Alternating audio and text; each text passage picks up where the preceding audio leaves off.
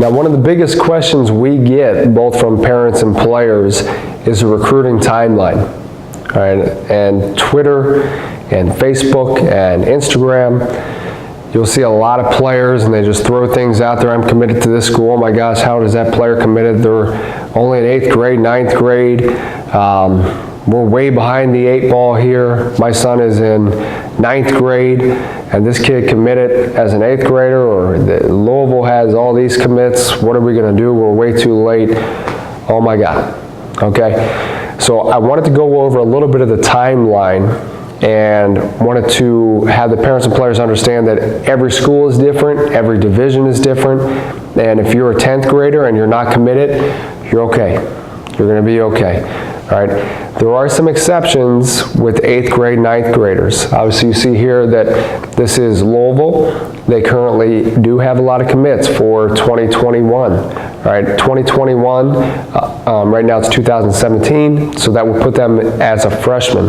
We're in the fall for those freshmen. So that means that these players are committed and they have not played a game of high school baseball yet.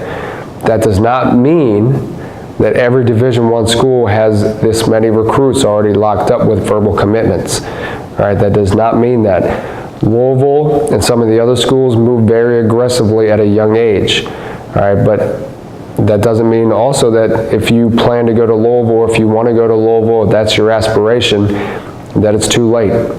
They're not going to go out and get every single recruit as a freshman. All right, these players right here are probably no-brainers. They're probably big body guys with big tools. It's a supply and demand game.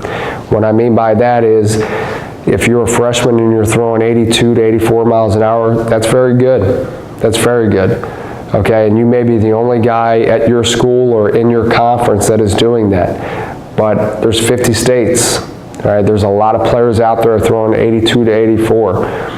Now, the supply and demand, if you're throwing 90 to 92 as a freshman, that's rare. All right, so when you're thinking about it, a coach and a school may have to sweep in and grab that 90-92 because there's only a handful of those guys. There's a lot of 82-84s. So that doesn't mean that Louisville or some other big school doesn't like you, all right, but there's just so many 82 to 84 mile per hour freshmen that they're going to wait and see how everybody pans out.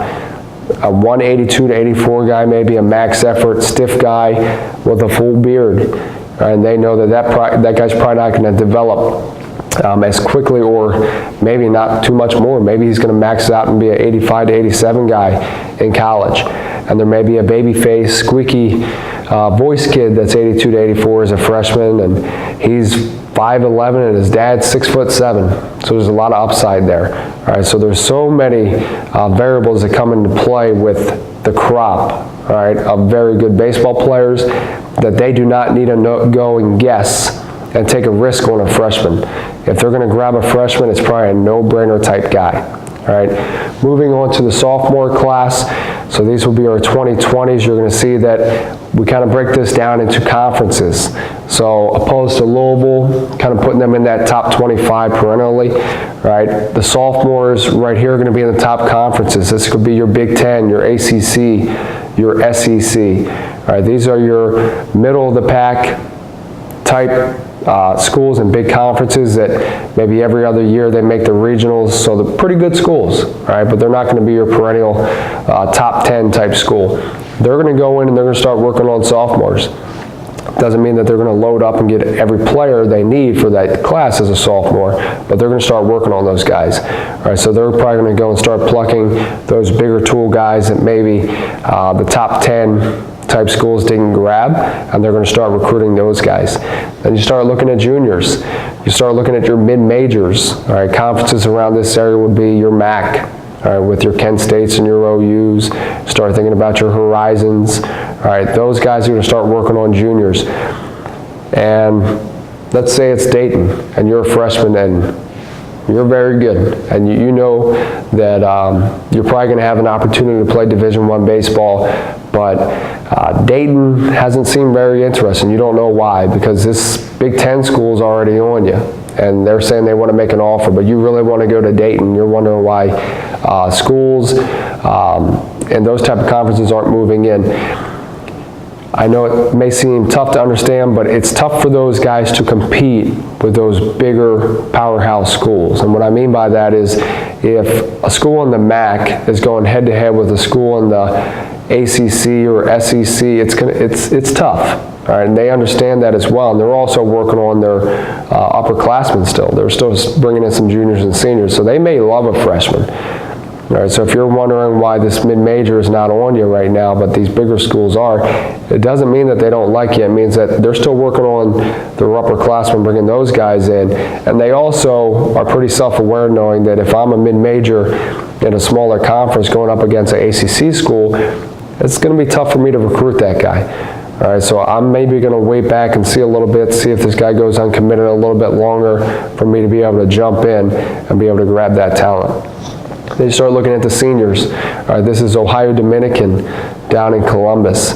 All right, so those D2s, NAIs, D3s, some of the smaller mid-major Division I's are then going to start and go and get those seniors. So again, we're in the fall of 2017. So this is a time where they're going out and maybe going down to Perfect Game or holding their own prospect camps on campus and starting to identify who they're going to be bringing in for their class. During the winter months, they may have indoor camps and showcases up here in the north, or maybe it's outdoor down south, but they're also going to identify the seniors that they're going to be bringing in. And then as nervous as you can be going into your senior year in the spring uncommitted, there are some smaller schools that are still recruiting. All right, and some Division I's that maybe have money for an arm left that may sweep in, or maybe have a roster spot. All right, but the smaller schools are still very active in the spring, and they'll be hitting some high school games and high school playoffs, trying to decide who they're going to bring in to fill their roster and fill out their depth chart moving into the fall.